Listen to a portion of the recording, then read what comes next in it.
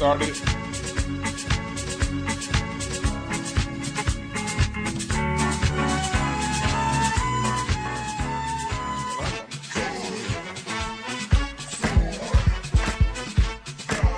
Y'all ready?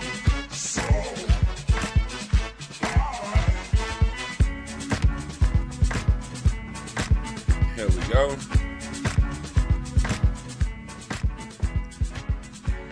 Niggas look like they sucking dicks when they drinking out of water bottles on camera, so I poured it in my coffee cup. You dig? Incense and ashtrays.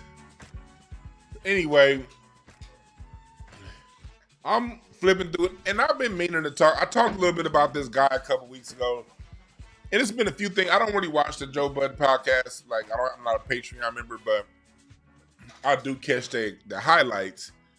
And they got this Melungeon dude on there.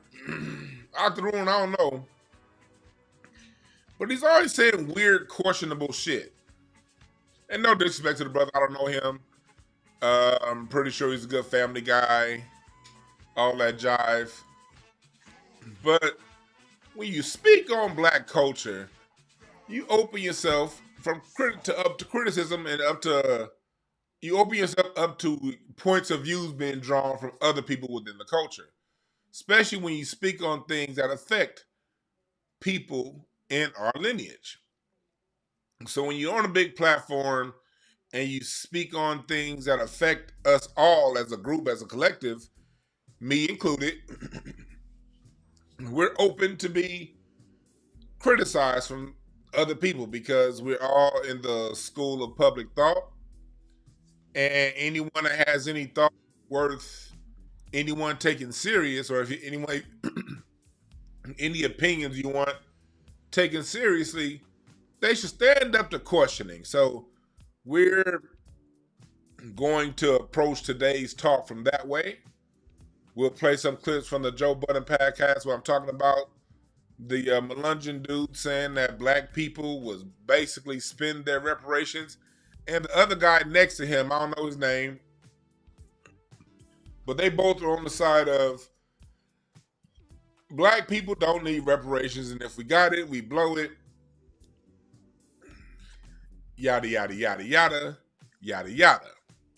You've heard all of that stuff before.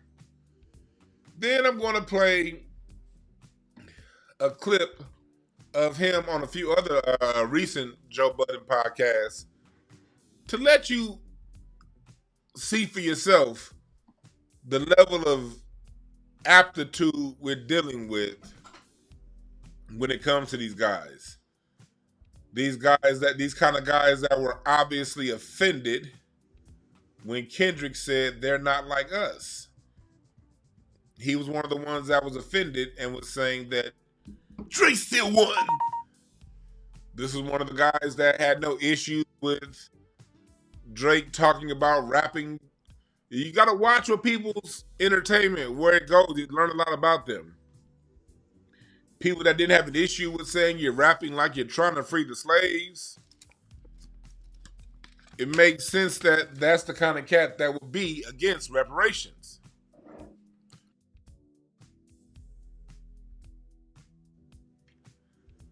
So what we're going to do is we're going to go over the video in question and what we're talking about when they're saying blacks can't handle reparations.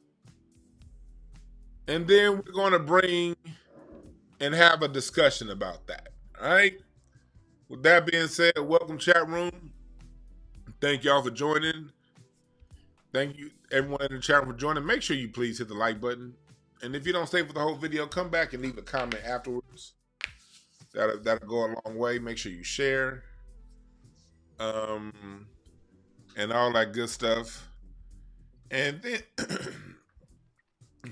we're going to do is we're going to get into some music talk. Possibly a little bit later on if we have time. Because I was listening to some Prince. That's why I started a little late. I was listening to some gospel music. I was listening to gospel, and that shit had me inspired and uplifted. And I was like, oh shit, it's past 2:00. I gotta get started.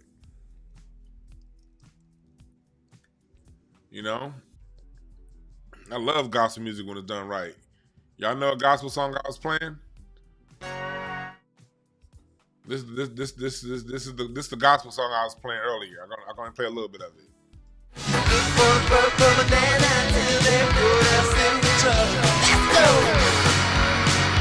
Yeah, I'm listening to that Prince, boy. That's some gospel music right there. Before we get into today's discussion, just a quick little music breakdown. That is what we know as gospel rock. Let's Go Crazy by Prince. Steeped in the tradition of Black American music. Black American rhythms, Black American beat. You hear T-Bone Walker / Sister Rosetta Tharpe influences in the guitar.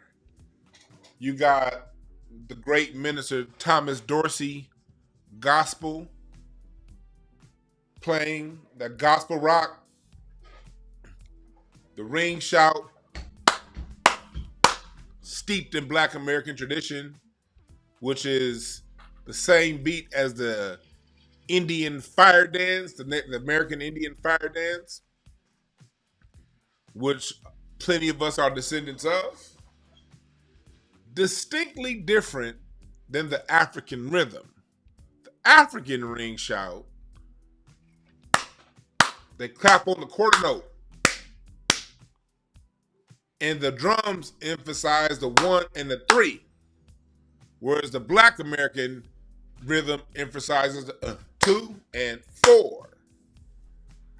That's the distinct rhythm between Africa and America.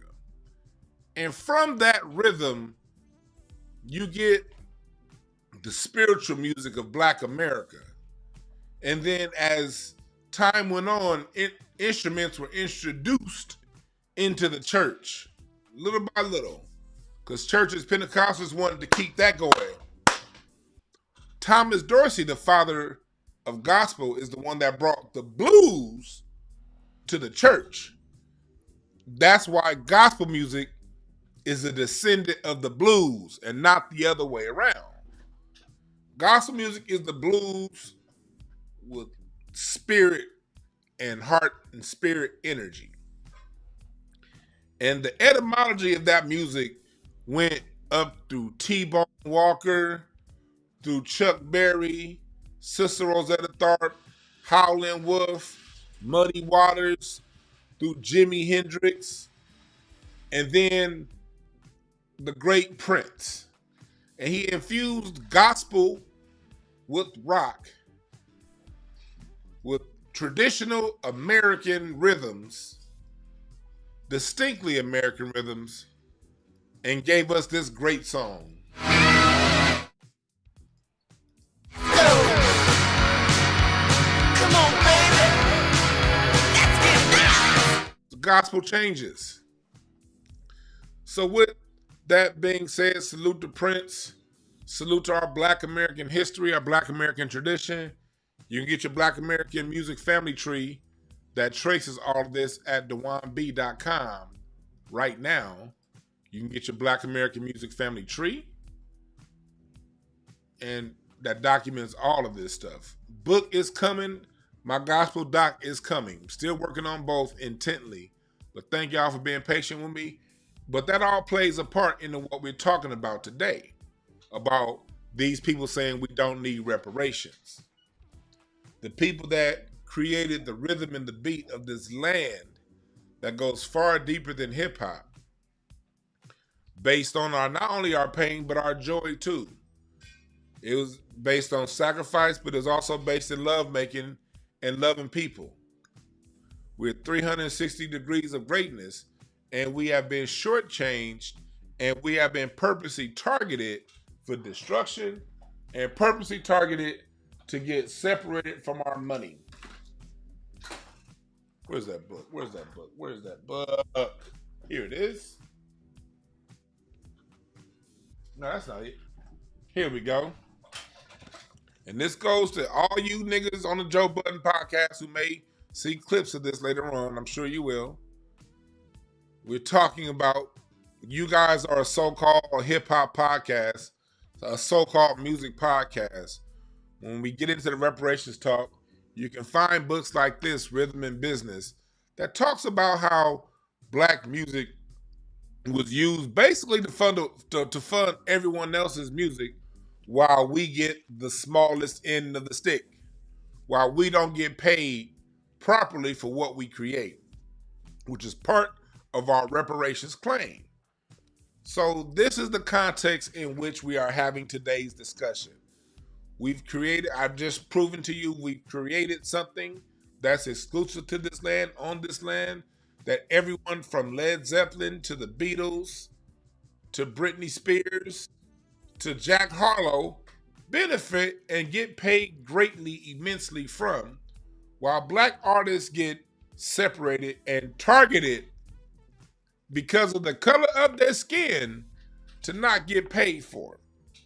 So since the Joe Budden Podcast is supposedly a music podcast, we're having today's discussion in the context of music. You know, we not even going, we could talk about slavery, because there were slave musicians like Blind Tom Wiggins and Solomon Northup, just to name a few. Yes, we can name the slave musicians-ish. Our history goes real deep. Our history is deeper than what the grandfather who hates you told you about the black side of yourself. My brother. These are real things that we are owed dollars and cents for. Money. Sounds of segregation. How we created these sounds in segregation. This is another book for you to read, Ish, and all of you cats at the Joe Budden Podcast who don't understand your music history. Not everybody over there, but you know who you are. And I'll give you another book, Sold American. This book talks to you and goes into detail how black culture is American culture and how the things that white people benefit from, Asians, Latinos, people who come to America and make lots and lots and lots and lots and lots of money off of, is something that a lot of things in more ways than just music, from the culture to the cuisine to everything else with America. It was the sold American that transformed American culture and made American culture the jewel of the world, the crown jewel of the world.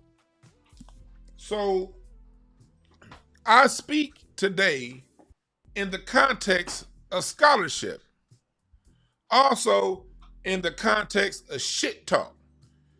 And it's always these baby shit tone colored niggas, and not all of y'all baby shit colored niggas, but the ones that are like Ish, the baby shit colored ones, they be the main ones trying to get in the way. Again, not all of y'all, but too many of y'all.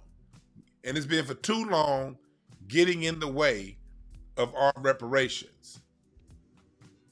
So let's get into what was being said, and then we will talk about it on the other end. Let's start over. Can I ask you a question? Here we go.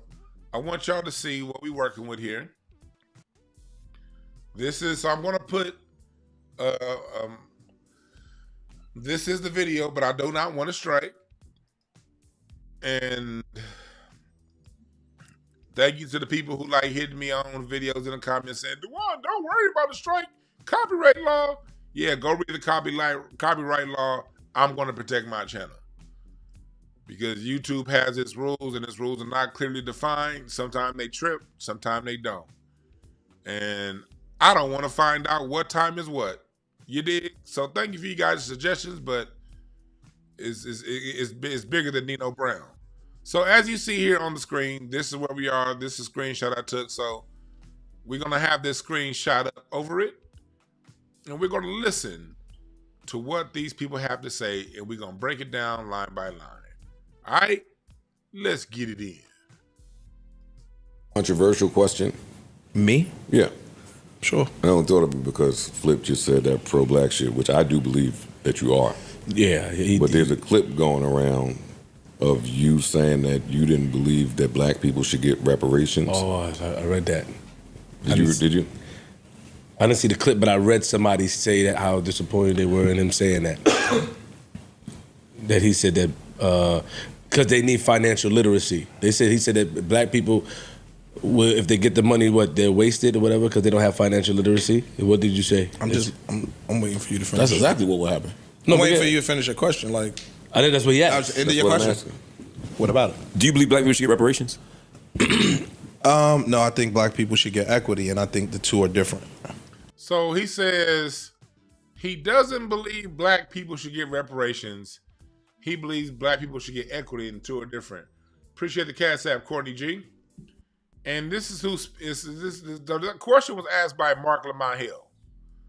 See, Mark Lamont Hill, I think, is a very smart feller. I just think he needs to learn how to control his emotions a little bit more when white people are around. Don't nobody like no hackling, crying ass nigga. All right, brother. And I say that with love, Mark Lamont Hill. But so this is the guy that's talking, saying we don't. Really, both of these dudes. The main guy talking is baby shit. And the other guy, I don't know who he is. But they're basically both agreeing that black people don't need reparations. And it's Mark Lamont Hill that's bringing them the questions. As a matter of fact, I got a screenshot of these two too. So let me put these two on camera. These are the main two speaking up against reparations right here. All right, let's go. Let's listen to what the last Octoroon had to say about reparations. Black people should get reparations? No, I think black people should get equity, and I think the two are different. I think that I'm not really a fan of handouts. Like, I don't want your money. I just want me to be able to make my money and you not be on my dick about making it. I don't think that if we get reparations, we gonna fare any better. Me personally, I don't think that. So I think reparations would be a waste for most. Some would definitely take the money and do some positive things with it, but I don't think it'll get us no better if we not changing how we being treated in America. I don't think reparations going to change nothing. So that's what he had to say. He said he doesn't think black people going to get nothing and that they should change how they treat us. My question is, how does a collectively poor group of people change anything? He's saying that he does not believe Anthony Henderson on the super chat says Dave Chappelle racial jokes helped. All right. So y'all keep telling me in the chat room that these people aren't FBA. Got it. Makes sense. Makes sense. Because this dude don't really look like, he don't look like the typical, like that's not a Christopher Williams looking light-skinned nigga, you know? That's a light skin that got a Latin twist to it, it looks like. So he's saying that we're not going to get better if we get reparations, and it's not going to do anything for us. So let's keep going. It's early in the show. Oh, good. Go ahead.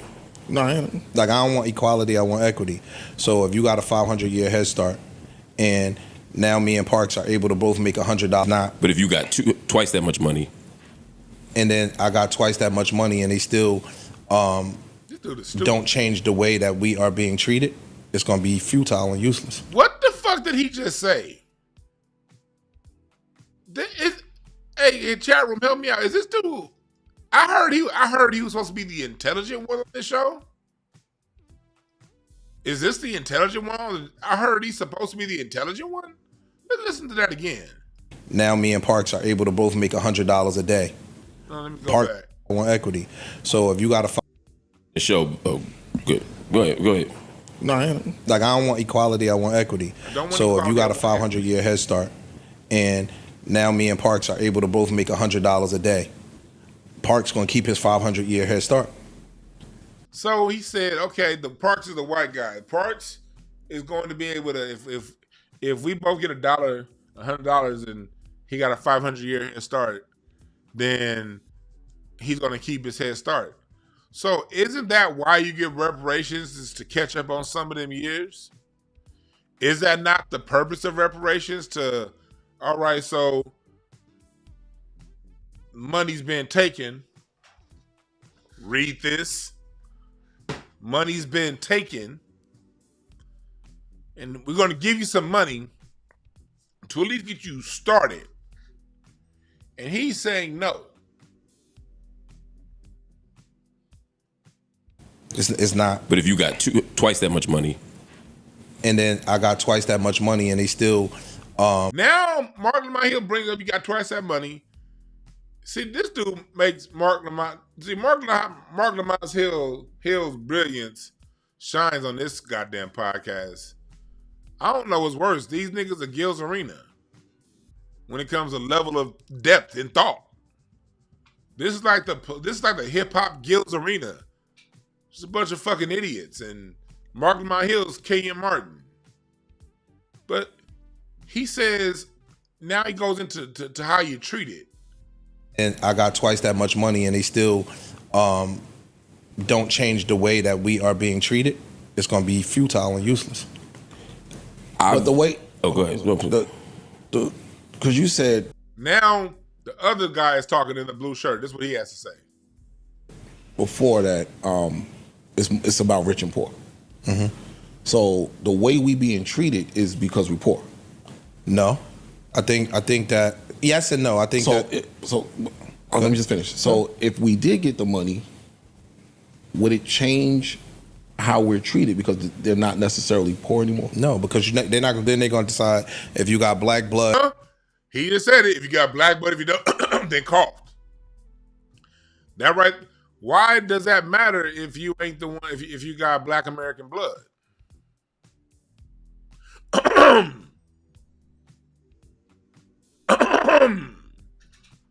This nigga know he full of shit. One, the reparations don't come with a financial literacy package to show you how to use the money to your best advantage. That I agree with. That's number one. So that's what they both agree, that it doesn't come with financial literacy. Black people are these dumb fucks that just need a financial. Well, couldn't black people take a financial literacy course when they get it? Like, what? I don't understand that argument. Number two, it's black people that make a shit ton of money today that still don't do nothing with the money and don't gain nothing in society just because they have money. So I don't think the reparations is the end all be all. I think that's a cop out for me. He said he thinks reparations. This is back to light skinned dude. He thinks reparations is a cop out because it's not the end all be all. Because it's not the magic bullet. It's a cop out. My opinion. I would just say one, and I get the idea of not taking handouts, but the whole argument of reparations is that it's not a handout, that it's owed, right? That it's reparations literally means repair, Gotcha. Repair the damage done. So the idea is if you took, like you said, if you got a 100-year head start and you took my money for 100 years, you exploited my labor, and all this stuff was built around our labor, universities, companies. And that Mark Lamont Hill is keeping to the Democratic talking point of making everything our labor. Labor's part of it. It is part of it. But it's our genius too. All of the patents that we invented in the 17 and 1800s that we couldn't get patents for because we were black. You think Thomas Jennings, the inventor of the laundromat, dry cleaning, was the first, he's the first black person to get a patent? Do you think he was the first black person to invent something, anything? Do people really think Thomas Jennings was the first black person to invent something in America? Like, oh, I don't know where these invented nothing. Now all of a sudden this black man invented goddamn dry cleaning. Then when we finally start getting patents post-slavery, during Jim Crow, we went on a patent frenzy, including my great-grandfather who invented the automatic railroad crossing. By the way, tether babblers, this is a personal story for me. What if I think about it like this. My great-grandfather, who invented the automatic railroad crossing, he was the grandson of a slave, Nathaniel Hoggett, a mulatto slave. In 1855, the slave master left the house and a piece of the plantation for his mulatto slaves. And in the year 1855, the governor of Mississippi came in and said, black people or slaves, mulattoes, are not allowed to own any land in Mississippi. So he went against the will. He did not get that land passed down to him. Then the Civil War happened, and he had to pack up and move to Michigan, marry a native Potawatomi tribe, indigenous, dark-skinned, swarthy Potawatomi. Got a picture of her to prove it. And had a son who had a son that invented the automatic railroad crossing. This is why I bring that up. What if my great-granddad who invented that was able to hold on to that land that his granddad should have had? How much money would he have amassed? Would he have, mind you, this is land in Natchez, Mississippi. Natchez, Mississippi in the 1850s is worth more, is as far as the city goes. It's one of the, I think, the fourth or fifth richest city in America. Natchez at this time is outdoing Dallas. It's outdoing mostly all of Virginia because of where it was on the slave route. I mean, on the trade route, the Mississippi River. If my great-granddad, who invented the automatic railroad crossing, was passed down wealth, he would have been able to research and develop his own patent. And I will be the heir to the person that owns the patents to automatic railroad crossings around the planet. Because the whole world uses my great-granddaddy's patent as a key, the trigger on when to trigger a train railroad crossing across. His invention came out 100 years ago. He got the patent July 21st, 1925. We coming up on a 100-year anniversary of my great-granddaddy's patent. But because my great-granddaddy was classified as Negro, he couldn't get the money to develop the patent. So he had to sell the patent. And the white people who had the money to develop the patent, their great-grandchildren are rich as fuck right now. You see how that's just one story in one black family? That's just one story in one black family. How many of y'all got great-grandparents that invented some cold shit, but it either got stolen, or if it didn't get stolen, they didn't have the money to develop it, so they had to sell it for pennies on the dollar, a one-time check, just see their invention get plastered all across the world. See, it's deeper than labor, homie. Labor's a part of the story. It's mind. George Washington Carver created the Farmer's Almanac because America was going hungry. Because the seasons were off by 2 weeks in the Greco-Roman calendar that America was using.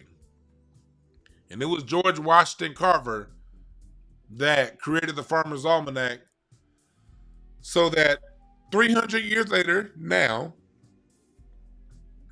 we can still plant our crops and vegetables on time. I'm sorry, Benjamin Banneker. I said George Washington Carver. Benjamin Banneker. It was George Washington Carver that created bioengineering. and sustainable farming. It's two black people, Benjamin Banneker, George Washington Carver, that they minds kept America fed. It ain't just slave labor.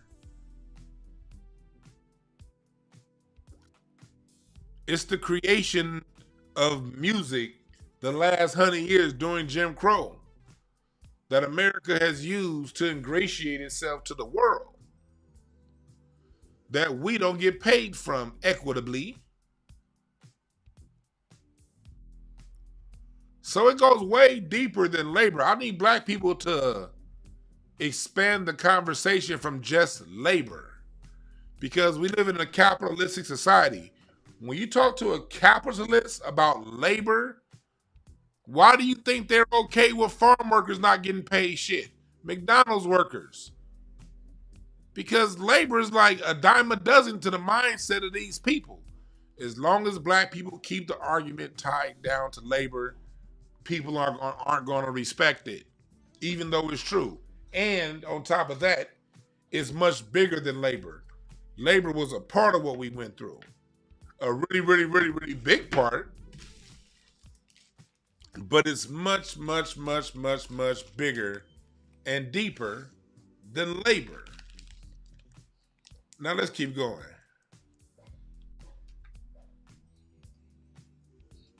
Insurance, The country. Yeah, the whole country, right? Every institution. Then giving us reparations isn't a handout. It's actually what we're owed. And then the second part of that, I think, is I've never heard people say reparations is either or. You know, I've been part of the reparations movement for a long time, not like a leader of it, but just advocating for it. And every reparations person I know is also asking for voting rights, housing protections, other things. And then the last part of it is I think reparations should be a check. I think every descendant of slavery, to be clear, so I don't get hit on the internet, every descendant of American slavery here in the United States deserves reparations. Gotcha. But I also think in addition to the check, we should also have access to free public education, like university education. We should also there's other things you can do systemically to close that gap in addition to the money. So I think we could. And let's give an argument for that, a side by side argument. When white Americans were given Homestead Act land, when they were given 160 free acres of land to fill out what we now know as the Midwest, not only did they get 160 free acres of land, the university system, the state school system, was created to help those people learn how to develop the land.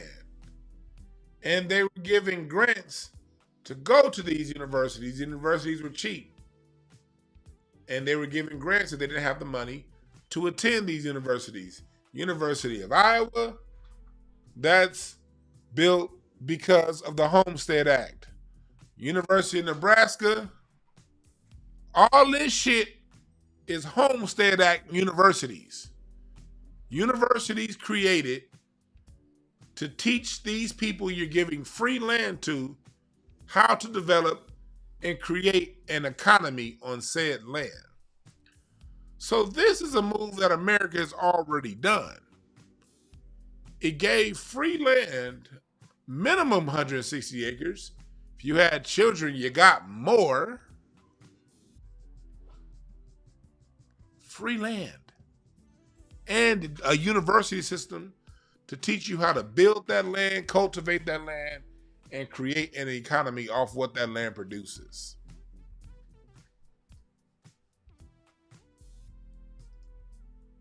But when we talk about reparations overall, we're talking about a check. It's two different thoughts. He's breaking that back down to a check. Why is this nigga so worried about the check? You taking it, when most people, in a general sense, talk about reparations, they talking about a check. Yeah, I think that's right. You get what I'm saying? I think that's fair. If you said, yo, do you think every descendant of slavery should get free education? Yeah. And again, it just depends on... would you, if you got all the other stuff, would you be okay with the check too? I wouldn't be turned down a check now. No, I mean, as an idea, I don't mean... He said, I wouldn't turn down a check now. After all of that, he said he wouldn't turn down a check now. Wow.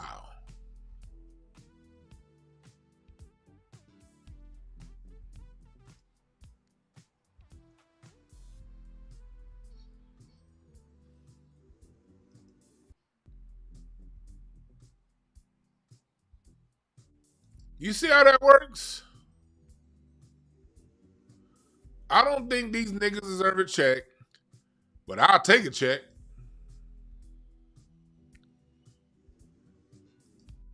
I want y'all to go to this interaction he had with Mark Lamont Hill last week that I was actually going to do a show on, but I'm glad I didn't.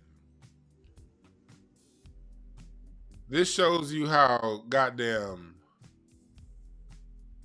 stupid this dude is. And I mean retarded. I'm sorry, stupid ain't the word. Retarded is probably a better word.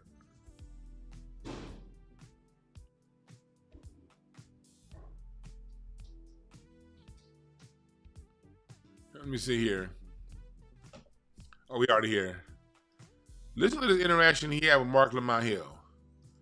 This shows you how much of an airhead this dude is. This is about. I want y'all. I'm gonna play this all the way through, and then I want y'all to. We're gonna break it back down. They brought scientists in to say that black people were inferior, mentally inferior to white people.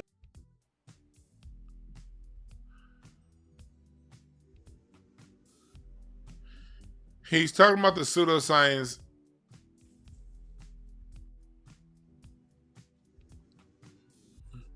The pseudoscience. I mean, I'm gonna play both videos. The world is flat. Name one. Study yourself and find a whole bunch of academics that say that the world is flat. Name one. I don't. That's not. Show me one. Let me ask you a question. Can you come back to no? This is what he does. He makes an argument, and then when he's asked for proof, I don't know them by name. That don't disprove what I'm saying. Can you come back next week with one? Can you come back next week? Yeah, I could. Okay, thank you. Yeah. But you can't keep doing this when you say no. You telling me every time I ask you for an answer. I don't know the name. No, that's not what I'm talking about. I'm saying I ask you. I keep calling you a bluff, and then when I say why you go, you got it, you got it, you got it, and then when I go back to respond, you come back and you got it. That's not what's happening. You're saying name one. Please. I don't know them. So all Mark Lamont Hill did, the dude said, this is how a lot of these. He's the typical Drake fan / pro-Democrat / bisexual kind of dude. They make assertions, then you say, okay, prove it. They flip out. He flipped out only because Mark Lamont Hill asked him, after the dudes claimed that there was a bunch of academics, he couldn't name one. If you can't name one, don't bring them up. So because I don't know them, that don't discredit what I'm saying. You keep saying name them. It's like Dr. Umar saying cite your source, yes. Right? We having a conversation. I can't say. He said it's like Dr. Umar. I'm just pointing out how dumb this nigga is. He says like Dr. Umar saying cite your source.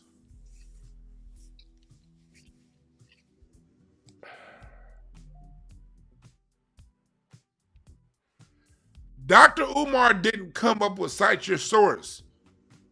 That's basic academic shit. You gotta cite your source in a 5th grade book report, you dickhead. Oh my God. If you make an assertion in a 6th grade book report, you gotta say, I got this from To Kill a Mockingbird. You know a book report on To Kill a Mockingbird. If you pull out a quote, because most of us had to read To Kill a Mockingbird in school, in middle school, elementary, somewhere around there. If you pull a quote from the book, you got to say what page number you got the quote from. You pull out an academic book, like this book here, Rhythm and Business, the same book I was talking about how black people were stolen from. You go to the back, when they make claims about the structure of stealing, it's saying where they got the information from. Entertainment industry economics, history of black business in America, race, New York Macmillan, the Harvard report, soul music environment, which I'm interviewing Dr. Logan Westbrook still this coming Sunday about that. But in order to write a book on how black music was stolen and get it published, the only way it got to being published is being able to break down where you got your information from. That's any fucking book.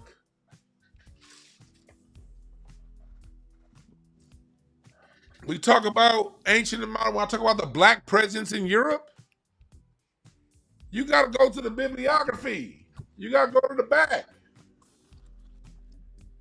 Actually, this one don't have one in the back because it's European. It's a different wine. But at the bottom of every fucking page, it's a fucking source.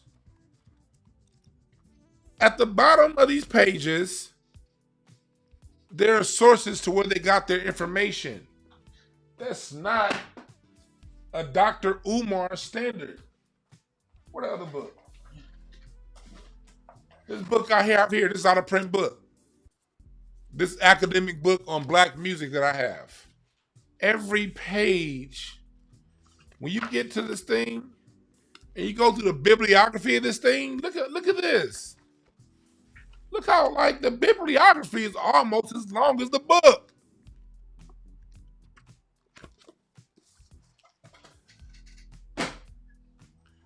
The fuck is this dude talking about? That's a Dr. Umar. Hear that again. I'm just really pointing out, these are the people, the elevator don't go to the top. These people, like, he might be making a lot of money. He might have a cool family. He might be a good guy to go have a beer with at the bar. I'm not saying anything about him as a person.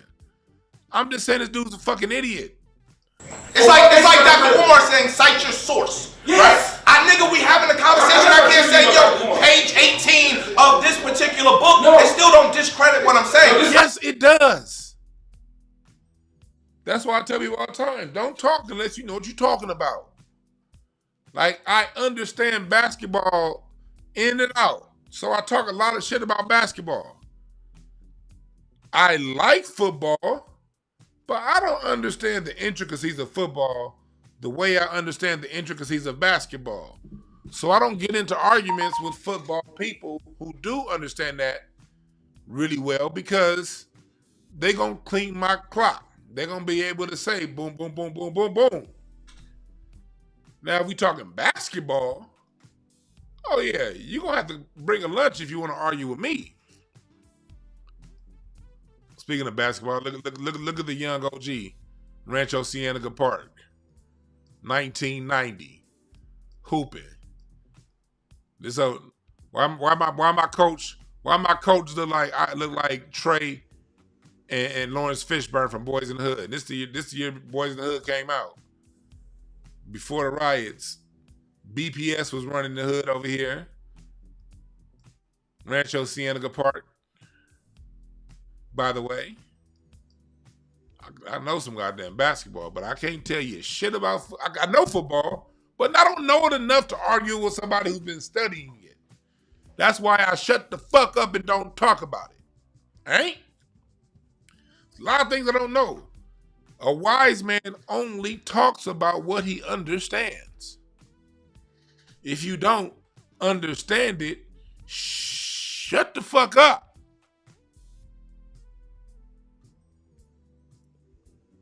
That's intelligence. I'm telling you that's not what I'm saying. I wasn't asking. I'm saying come back tomorrow with one. If you wanted to, because it's not a big deal. I have studied. It is a big deal. I have studied this. No, I'm disagreeing. If you wanted to really research the possibility of these things being accurate.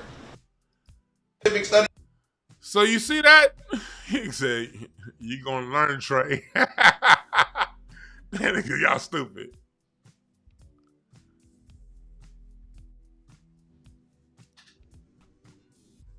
Yeah, man.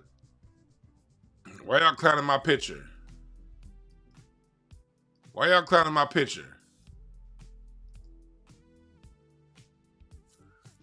Yeah, I wasn't starting when the season started, but I ended up starting that motherfucker. I'm just now noticing my coaches did look like Trey and Pop and Furious. Damn, my coaches look like Trey and Furious. I know the one coach looked like Furious, but I'm just not realizing the other coach looked like Trey. My mama's cleaning out the basement. I haven't seen this picture in 30 years. I hadn't seen this picture in 30 years. But I was hooping though. I was like 8 or 9. I was hooping though. Lefty. That's what happened. We got that left-handed jump shot. People ain't ready for it. You can't block it. You ain't ready for it to come. Shake it, get it open, bucket. But this is the kind of idiot we dealing with. Now, this is the part that I really want to get on right here. This part right here, this is when the argument goes deeper.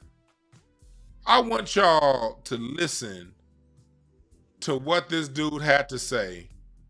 This shit is another level of stupid. They brought scientists in to say that black people were inferior, mentally inferior to white people, and they had scientists that proved it. He said there were scientists that said black people were mentally inferior. Listen to Mark Lamont Hill break down that pseudoscience and what it is and watch his reaction. Mentally inferior to white people, and they had scientists that proved it. Can I respond to that? Quote unquote proved it. Can I respond to that? The science that you're talking about, phrenology, which is the sort of early. Am I wrong? Did I say something wrong? No, you're saying a whole bunch of words to say ish. You're right. They did have scientists that came in. Listen to how dumb this dude is. For those you don't know, phrenology is the pseudoscience that suggested that black people were inferior based on the size of their skulls, but there wasn't a real science. It was a pseudoscience. They never used a scientific method. But this idiot don't know what the word phrenology is. And listen to his response. I'm playing that part again. Listen to his response to Mark Lamont Hill when Mark Lamont Hill uses the word. Mentally inferior to white people, and they had scientists that proved it. Can I respond to that? Quote unquote proved it. Can I respond to that? The science that you're talking about, phrenology, which is the sort of early. Am I wrong? Did I say something wrong? No, you're saying a whole bunch of words to say ish. You're right. They did have scientists that came in and said a bunch of bullshit. Can I respond? Because you said to let you finish, and then you started rolling your eyes and turning red. Phrenology was not a science. That's what I'm saying. I'm not saying a bunch of words to say you're right. I'm saying a bunch of words to saying you're misrepresenting the history of this. I actually know a lot about this. Can I finish? No, because they had biologists. It's not just one science. And this is when you start. You're wrong. You're wrong. You're absolutely wrong about this. Can I finish? We can have this conversation. No, hold on. We can have this conversation. You say you don't like to get cut off. I don't want to do it on the camera. That's fine, but you said your whole thing, and then I said 3 words. You come here and say I'm saying too many words. Do you mind if I respond to what you said? May I, if it's okay with you? Okay, so phrenology was not a science. It was a pseudoscience. It was skull measuring. It was. Phrenology was not a science, and phrenology wasn't based on empirical data. It was based on skull measuring. What Ish is right about is that they were talking about brain sizes, but the theory that the brain size was connected to intelligence was not empirically proven. It is nowhere near what happens when you talk about the sphere of the earth, the shape of the earth. The science that black people were not intelligent based on their brain size was never proven, and the scientists who came in have been discredited. Not that this dude, when Mark Lamont Hill just named the brand of pseudoscience that was phrenology, this guy said you saying a bunch of words. And before that, said that he has an issue with people saying cite your sources.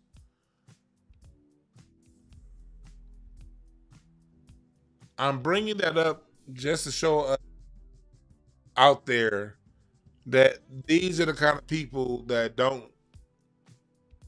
are against reparations. He couldn't think his way out of a paper bag sitting on top of his head. That's a bone dry stone dummy. That's a straight up dummy. But these are the people that, when I heard about that person's role on the Joe Budden show, they're saying that he's before Mark Lamont Hill got there, he was the intelligent one.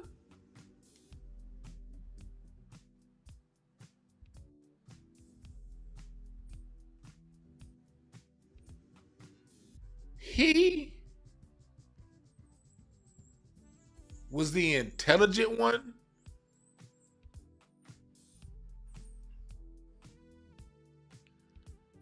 people. The short bus, too bad the short bus stops at 18. We used to know the retards. Now the retarded people are out in the air, out in the open. They dress nice, they talk normal. Some of them even got a little bit of bread in their pocket. But they still retarded. These are the people that we be having online arguments with. He's someone on that show that I've had issues with things he said in the past. And I almost felt like, damn, DeJuan, had I known he was this retarded, would I have reacted the way I did? That's why I'm reacting the way I'm reacting this time. Like, you know what? You notice I'm not emotionally riled up at this. You know? I'm not emotionally involved. I don't wish he get better or I'm none of that, because look, retards are retards. Today we're having this conversation to say, hey, look, once you identify somebody as a retard, understand, they're not going to catch up. There's nothing you can say or do to change a retarded person's mind. Someone who gets offended at someone asking them, okay, after they say there are doctors and scientists that say this, okay, name one. That's very simple. If I talk about Black history, I say, hey, Black people, we were here first. We, built the pyramids. And someone say, okay, name somebody. I'm gonna say Dr. John Henry Clark, Dr. Yosef Ben Nakinen, Dr. Tony Browder still goes there to this day. I can name at least 3. I can name more than that, and if I cannot name a source, some stuff that I get isn't from books. A lot of what I understand musically comes from experience. But if it comes from my first-hand knowledge through experience, I'll tell you that. I understand this because this is something I put together after playing the drums seriously for 20 years. I haven't played seriously much in the last 10. But for 20 years, I was very serious about playing the drums. And through that experience, both on stage and in the studio, I was able to then learn to ask the right questions about what the differences between Black American rhythm and African rhythms. And because I have an ear for drums, I can talk to you about those rhythms and say, hey, no, I didn't learn that part from nobody else. I didn't learn this part. So if I hear somebody else saying it, you got it from me. I didn't learn this because there ain't no books talking about it. But I am able to teach it because I play both. I listen to both. And I drew my conclusion based off of experience, the ear. And if I say, okay, don't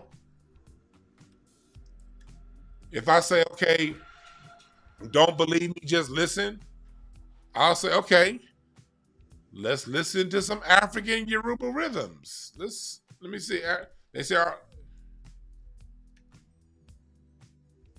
They like to say a lot of our music comes from the Yoruba sound and rhythms. Okay. I'll play this.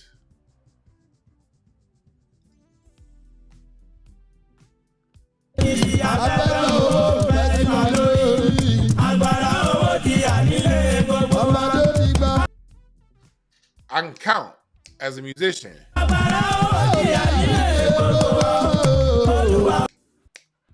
Quarter notes. That is an African rhythm. Let's go to some music out of Benin. If I go here, this is another African rhythm. And hurry the fuck up. Hey.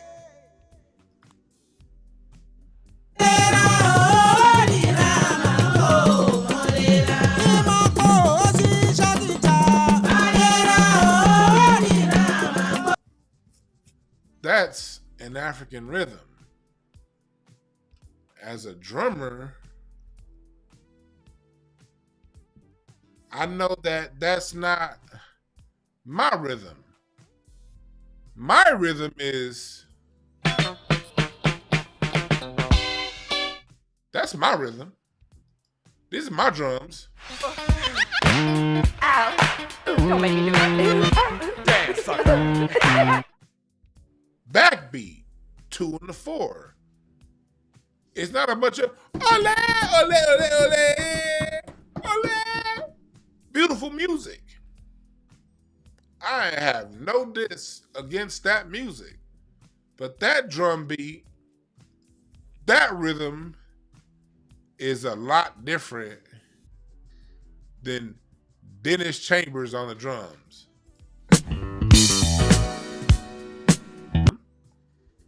So I didn't read that part in the book. A lot of the books will say, hey, Black American rhythms are African. And I said, are they? So I started listening to their music and counting for myself. Nah, it's a different rhythm, homeboy.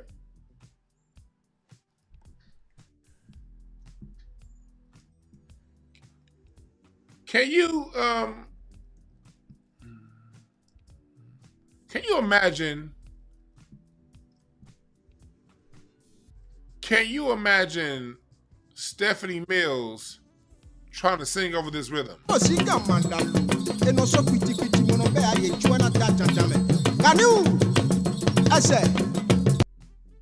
straight up club Yoruba music. But can you imagine this beautiful voice trying to sing over that voice? Singing those open notes on top of I feel good. I feel good all over. Would that fit? No. Because African rhythm is distinctly different from the Black American rhythm. Completely different rhythms.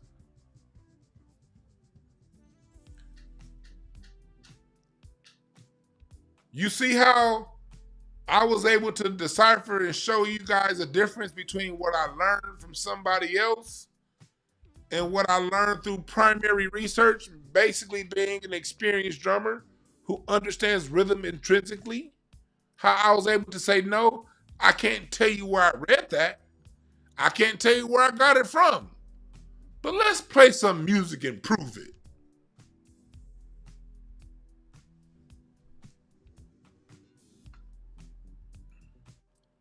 I'm just saying. I'm just saying. And if you're watching this later, the music version is going to be on my membership page. I might have to blur some of this music out. Yoruba music.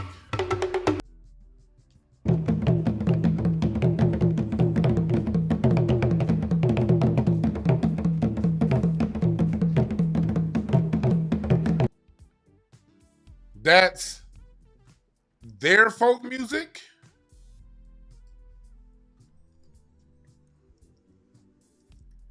That's their folk music.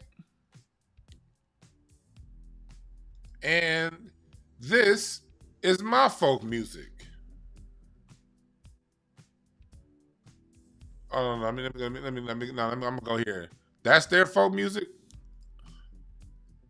And this is my folk music right here.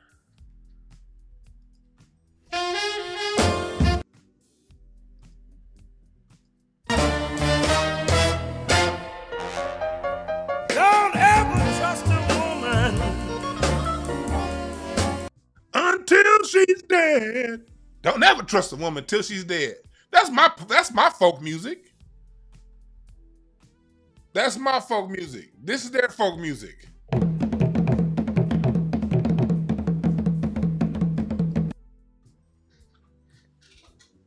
rest my case. So that's the difference, ish, with a person that when you make a claim, you got to be able to prove it. You got to either say this is where I learned it from, this is the science behind it, and if it's going to be the academic standard, you need at least 3 sources. From where I come from, 5 sources.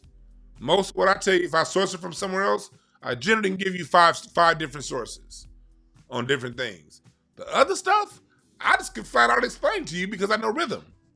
But let me tell you something I'm not going to do, Ish. I'm not going to talk about melodies and chords because I don't know melodies and chords. I can't hear the difference between an A flat, a C flat, a D sharp. I don't know a motherfucking thing about chords. And like I hear the changes. I like changes. Changes make me feel good. But what I'm not going to do is sit around and say, no, black music is American because we use a D sharp 9 and they play. And if somebody says, all right, prove it, I'm going to be like,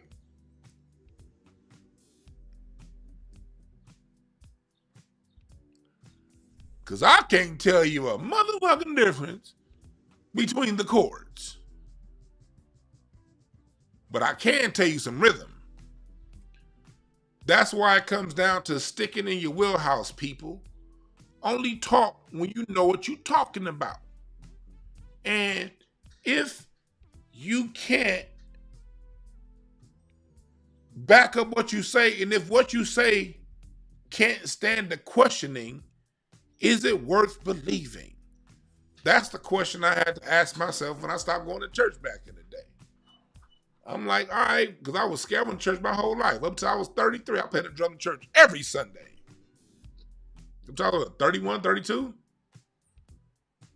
And then when I was questioning my commitment to all the shit that I learned, the indoctrination I got as a baby, as a youngster, you know, I've been going to church my whole goddamn life and no issues with the church. I'm not this isn't here to talk about it, to talk bad about the church. I'm not doing that. But what I'm saying is I got to the point into my belief system. Do I keep with the beliefs I learned as a youngster, as a baby? Or do I refine my beliefs to stand up to the time that I'm in now, dealing with what I'm dealing with? I was in a church back in these days. In the church. Coming from church straight to my basketball game. Somebody said I'm stupid for the music examples. I'm just saying. But when I left the church and I got more open, not to discredit the church has taught me a whole lot. A lot of the parables in the Bible I still hold on to. But when I went to expand in my mind, I had to ask myself, if this religious belief that I believe it in my whole life, if it's worth believing in, it will stand up to questioning. Anything worth believing in stands up to question. 3 plus 3 is 6. You can ask a trillion questions. 3 plus 3 is always going to be 6. And make sure you go to intellectualpower.net because this is something else. Ish, you probably can use some of this right here. You might need to order a goddamn 2-bottle and give yourself Mickey Mouse ears with these intellectual powers. Because this will open up the brain fog. For me, it did. I can't tell what it do for you, but it broke up my brain fog. Intellectualpower.net. Also, Peace Pads. The link to both is in the description. Go there now. Product code D Brown for 10% off. Now, back to what I was saying about belief. I don't have to believe the weather. I go outside and I experience it. I don't even believe in history. I don't believe in history. I believe what reasonably makes sense based off what I read. And I compare what I read to my experience because all history is a current event. And through empirical data, my beliefs are always open for change. Because it ain't worth believing in if I can't prove it. And some stuff I believe, but I know I can't prove. You know what I mean? Like, I believe I'll whoop Larry Goodwell's ass. But I know Larry Goodwell is never going to step in the boxing ring with me, so he not going to get to find out. You dig? If Larry was here, I know I'd knock that nigga out. I believe so. But I know Larry ain't got the courage. And I know that he ain't got the heart to get in the boxing ring with me. So that's just going to have to be a belief that is just a belief. I'm not going to be able to prove it because Larry Goodwell is a hoe. And y'all tell him I said that. You dig?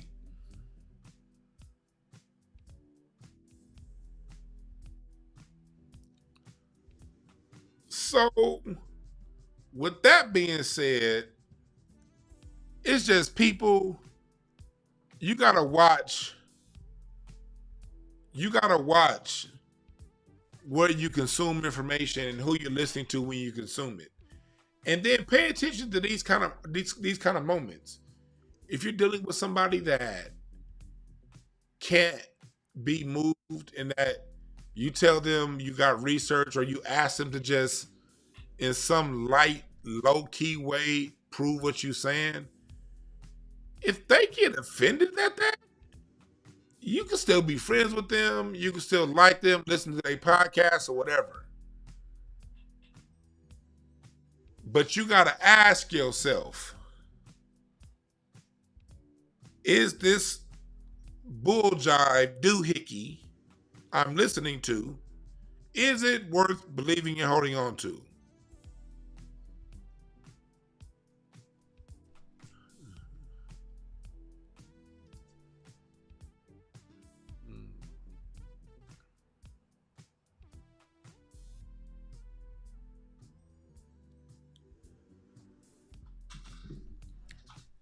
But this is what we get in the so-called music podcast, hip-hop podcast. And there was something else they had said that I wanted to highlight. But again, no disrespect to Africans, no disrespect to the Yorubas and all y'all, the Igbos and all that, the Watusis and all, whatever you are. I'm not tripping on none of that. I'm not talking about y'all. I'm just pointing out, I just use y'all's music to just highlight the differences in sound and beat.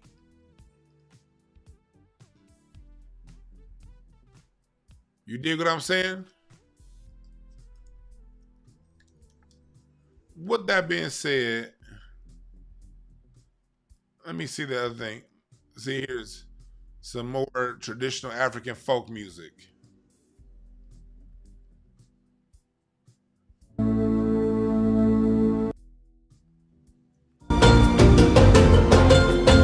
No, that's not it. That's some white people shit.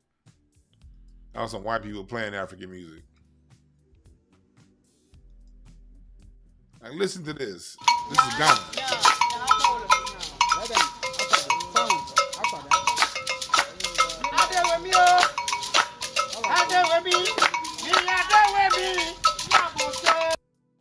You hear that? You hear that? That is their sound. This is our sound. His backbone gone. He can't do nothing.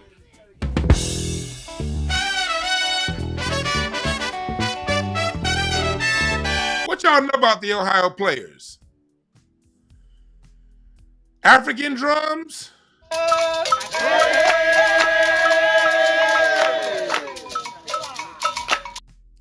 Black drums. Black American drums. Difference between us and them. Nigga. One day I won't have to listen to your line. I'll be able to make up my own mind. Shoop-a-doo-boo. I wanna be free. Yes, I am. Oh no. So do y'all hear the difference?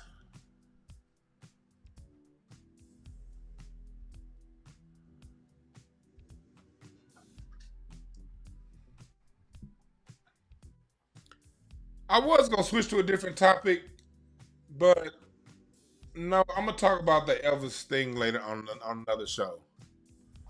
But I will take some of y'all calls. 323-744-7425. 323-744-7425. I want to know what some of y'all think. And I will be taking some of that music down, and it will be up on the members exclusive side of the game. I gotta upload the last show too. I got like 2 shows to upload to the members area in the Patreon. Again, I'm not dissing nobody's culture. I'm just using auditory evidence to show the difference between ours and theirs. What's up, caller? What's your name? Where you calling from? Sounds like they hung up, or I hung up on them. I don't know. I couldn't have hung up on you. Shit's work with me, chat. I got this new phone system ain't working all the way I want it to. What's up, caller? What's your name? Where you calling from? What it do, DeJuan, man? This is Rogers, you know what I'm saying, from Tulsa, out here calling from Dallas. What the deal? Tulsa, all the way through by Dallas. What's on your mind, brother? Hey, man, when it comes to reparations, I'm kind of torn with it. Being from Tulsa and understanding the history with that, it helped me to see cultural perspectives. So I've always kind of, when it came to reparations, I know we deserve it, but I take a cultural perspective toward weighing those and how they tribalistically hold on to wealth within this nation, and how they divulge it to the anti-blackness aspect of how they are divulged. So my perspective is, of course we deserve it, but that's as far as I take it. As far as receiving and all that, that's something different. But for any non-black person, any person who is not of our community, but happens to share, I guess we say share the skin tone or the racial classification by default, they should either be supportive or neutral. And my part is we don't really find people who are too much neutral. They're always anti-black in their stance when it comes to our reparations. I don't think anybody besides white people should be permitted to be against us in reparation discussion or fight for reparations. Everybody else should just either be neutral or just support, but they don't. And this is what I try to get black people to see, that this is a cultural stance that these people are taking with this. And we haven't established ourselves. We're doing so now. But one thing that I said that we've never done, I end off with this, we've never culturally defined what it means to be black, and we never culturally defined what it's supposed to mean to belong to being black. I hear you, brother, but that's a lot of things that don't really matter when it comes to reparations. Let me give you an example. The LGBTQ community, they add letters, take away letters every year. Every 6 months, it's a new letter added. It's one taken away. They don't get along for nothing. The L's don't like the B's, and the trans don't like the straights. But guess what? They still got reparations in the form of the years they were not allowed to be married. The United States gave them reparations under Obama to file back taxes to all the years they were denied being married. And a lot of gays got millions and millions of dollars, because them gay motherfuckers be rich as hell. They got a lot of millions of dollars on your black ass dime, and they didn't have to do nothing to get it together. Mm-hmm. Two things can be true at the same time. Things can be mutually exclusive. One thing that is for sure is we deserve it, and us deserving it is all we need to know. After that, we'll work out the details later. Let's get our bread. I'm definitely for it. I can dig all that. My Just, thing is just the don't. stance All I'm on saying is, people who are don't allow against it, these. though. Don't allow these obstacles. All I'm saying is, don't allow these obstacles to get in the way, because these are just barriers that we're creating that no other group on the planet had to work through to get theirs. Agreed. Look, the thing is, what we're trying. I believe what we're trying to do is trying to gather we getting there. why the social sentiment. We getting there, brother. But I gotta take this up the call. They've been calling. This person been ringing my phone up, man. Thanks for giving us a call. All right, peace, bro. Yeah, and I hear where he coming from.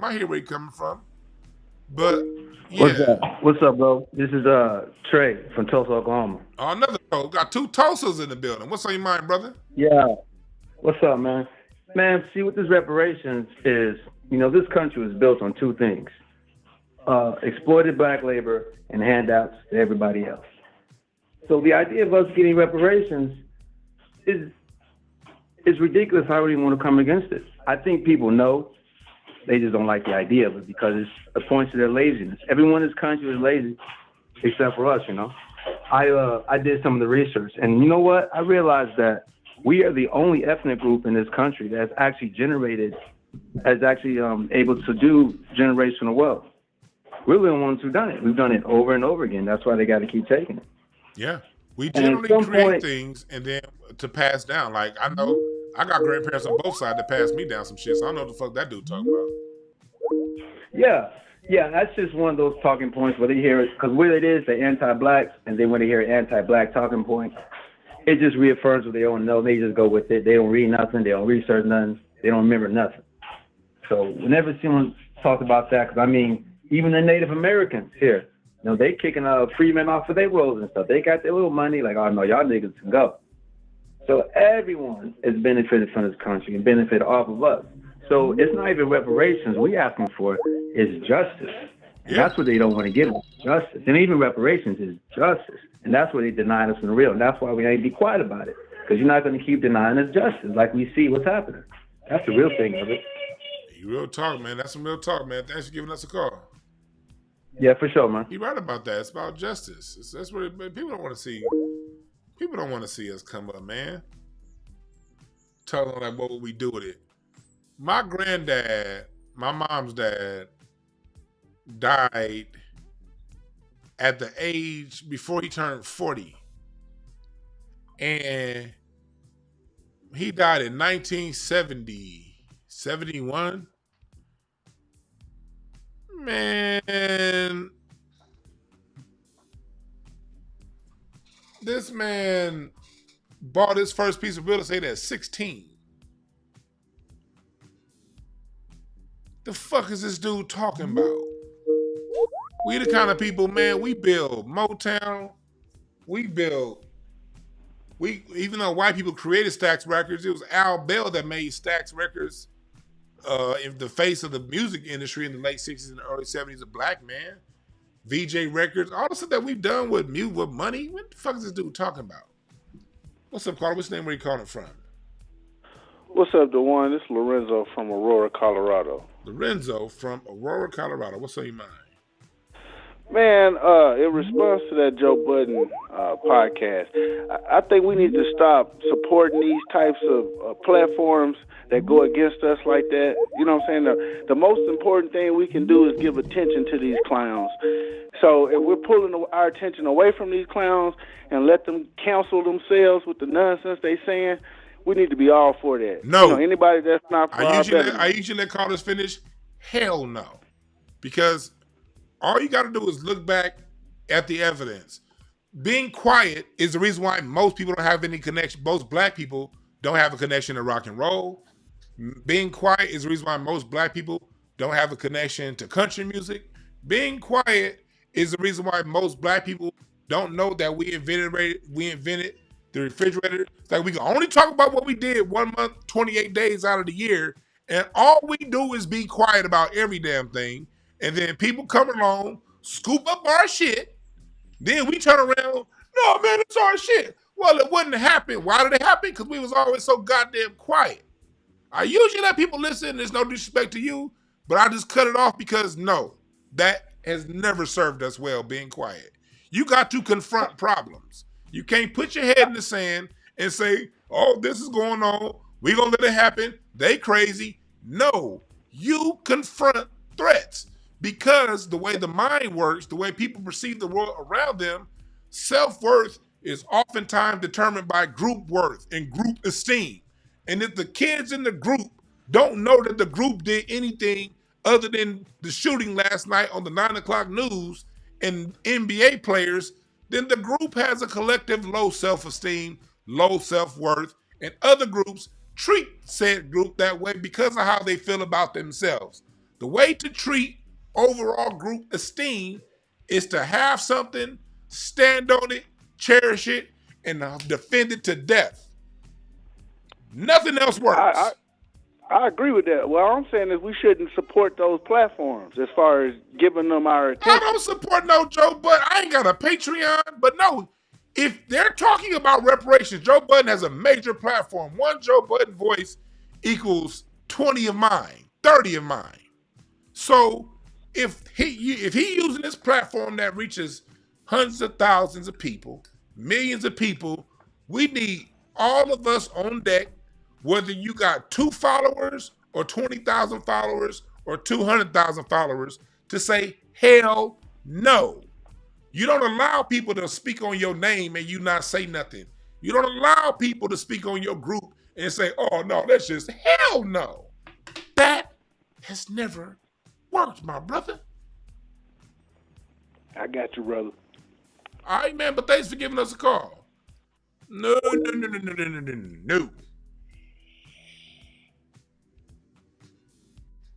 Hell no. No.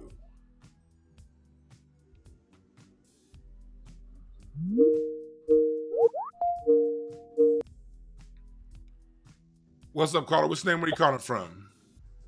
Hey, brother, how you doing, man? It's different from Illinois. Different from Illinois. What's on your mind, brother? Yeah, from the East St. Louis area, man. I'm doing good, man. I had recently. It's funny that you're talking about this. I had a debate because I go to Full Sail University. I go for audio production. I had a debate with my teacher because he was a tutor, and me and him. It wasn't like because he got mad, but I wasn't because I was giving him actual receipts, and a lot of it was based off of the stuff that you told me to look up, and I found was accurate. Just like he tried to debate that the surround sound and all that came from the Jamaicans. I'm like, well, I already had speakers in America. I'm like, they were doing something because they did have something with the class of different like towns in Jamaica with some surround sound stuff by a man named Tom Wong and all that. But black people already had speakers. We already have block parties and all that. I'm like, that's not necessarily where hip hop comes from, which I tried to start with earlier because he was talking about hip hop. So he was trying to talk about the fader that came from Grandmaster Flash. I'm like, there were already people making faders. Grandmaster Flash got that idea because it was other DJs from the disco era in the 60s that was already doing that. So we were already doing it. It wasn't like I don't know what they call it. It wasn't like stamped like necessarily was. But if you look up the names of some of these people, especially off the microphone check, they'll tell you who these people are. But it's just funny to me that a lot of people are still trying to push the Caribbean party thing when it comes to our music. You still got people who get mad about country music coming from the Absolepsy Mountains or whatever garbage that they want to fathom up. It's just getting agitating. So I still fight for it. I don't care, because personally I don't care if I'm the only one in the room who stands on it. That's just me. But it's just annoying to hear that. But as far as with the microphone stuff, I wanted to ask you about that, the speakers. We already had the speakers in the 50s and all that. I know we already have that because it was a factory. It was a company that was making it. Because people in Jamaica didn't get radios till after World War II. I don't want to change the subject too much, brother, but just real quick, that stuff was those speaker systems were made in America. Jamaica at the time was a third world country, so it got what we threw away. Thank you. That's what I was telling you. But just keep them that. But I want to stick to the subject, man. Thanks for giving us a call. All right, brother. Boxing logic said you're 100% right. Silence is acquiescence. Right. Silence is compliance. And I'm not about to sit here and be silent. That has never served us well as a people, being silent. How much stuff didn't get passed down? They call our grandparents' generation the silent generation. How much did they go through? How much did they have that they didn't give to us because they were silent? Silence is what white people forced into us. After Tulsa, Black Wall Street, Black people could never tell about that tale. If they did, they could face execution. So Black people are under terrorist threat to not pass down the story of Black Wall Street because there was a threat of violence. And it was the threat of violence that made us be silent and compliant. We were only silent and compliant under the threat of violence. Let me tell you something. I ain't scared of shit. And I hope you ain't either.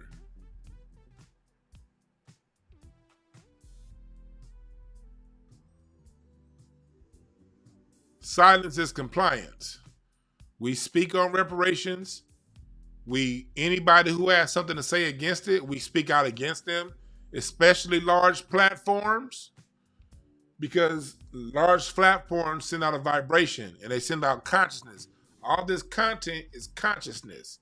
These are all, what does my man Star Report say? Star says they're the social engineers. Yes, YouTube is the social engineering platform of the day. It used to be CBS. At one time, MTV had a big role in it. At one time, MSNBC. Now the primary platform for social engineering is online. That's why platforms like Myron Gaines get promoted, and DJ Vlad in hip hop and academics. And when you do get a pro-black, it's somebody like Mark, is kind of milquetoast like Mark Lamont Hill, not the real deal. Because this is all social engineering. All of it. And we ain't got time to be in compliance with social engineering that's trying to take us out and erase us from history and take our dignity. Can't play a part in that, homie. Nope. That's why we have microphones to speak. They was able to silence Farrakhan in the 90s by taking the microphone from him. It was the internet that brought Farrakhan back. They were able to silence Dick Gregory. We didn't get to hear much Dick Gregory growing up in the 90s. We didn't hear from Dick Gregory in the 2000s. But boy, when that internet hit, we got to hear Dick Gregory. They silenced our heroes. We don't get to hear Dr. Claude Anderson like that. Till that internet hit, then we got to hear Dr. Claude Anderson. And black people from Lady Hotel to everybody else up in here, Brina West, Eric, Skew Raider, everybody up in here in the chat. Y'all know what it was like getting that internet in the early days of the internet, being able to hear all that Bobby Hemmett, and being able to hear for the first time like that, Khalid Muhammad. We only got snippets of Khalid Muhammad when he would show up on Sally Jesse Raphael back in the 90s. We only got to see Dr. Francis Cress Wilson that one time on Donahue. You know what I mean? Those people were all silenced. And we were left deaf, dumb, and blind believing what the fuck the church and the school taught us and music. Because they silenced the people with a voice. What if Dr. Wilson said, let's be silent? What if, and I'm not putting myself on any of these people's level, Claude Anderson.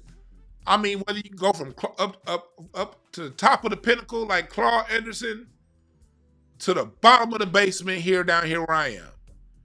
What if people decide to be quiet? The people that got something to say,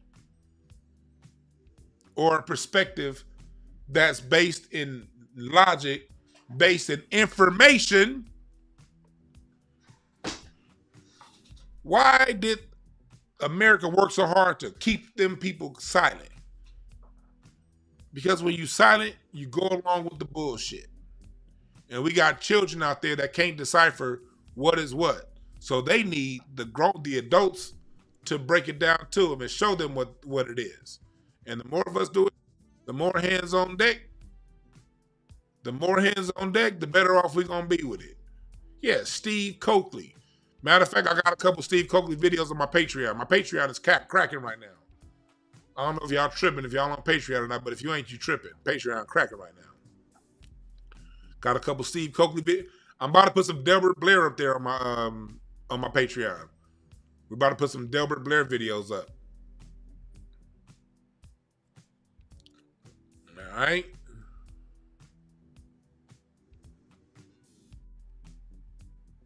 But nah, we don't stay silent, homie. We don't ignore this. We call it out every time. We got to make it, like, look what happened when Math Hoffa started all that shit. Look where he at. Look what happens when we speak up. The Math Hoffa Fat Joe interview. Use that as an example to the power we have when we speak up.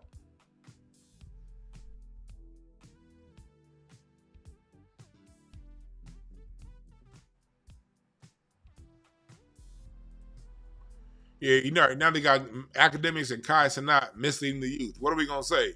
Oh man, just let them have it, man. That's their voice. But we got other things to focus on. No. We need counter information to bullshit. It just takes a drop of truth to wash a bunch of bullshit. Go look in your sink right now, go get the dirtiest of dishes. Fill that water up. All you need to do is squeeze that bottle once. Get a good squeeze of that bottle. It'd be this much dishwashing liquid in there. This much dishwashing liquid will clean a sink full of dishes. You only need a hint of the truth to clean up the bullshit. And we're going to keep telling it.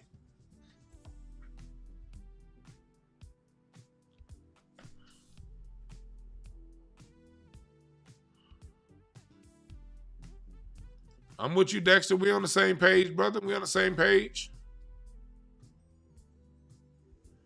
Yeah, no more dumbing down allowed. The dumb shit is what allowed that dude. That dude was comfortable enough to say, first off, say Umar Johnson's the one that came up with cite your sources. That's one level of idiocy. And then after that, got mad when the dude named the science that was being used that he was discrediting. Like, people like people like that, people that are like retards like that. I come from a day that retards didn't talk. Like, if a retard knew he didn't know something about something, people just shut up. What makes you retarded is speaking on something, speaking confidently and loudly on something you don't know. That's what makes you a retard. And yes, I'm using the word retarded because it's appropriate.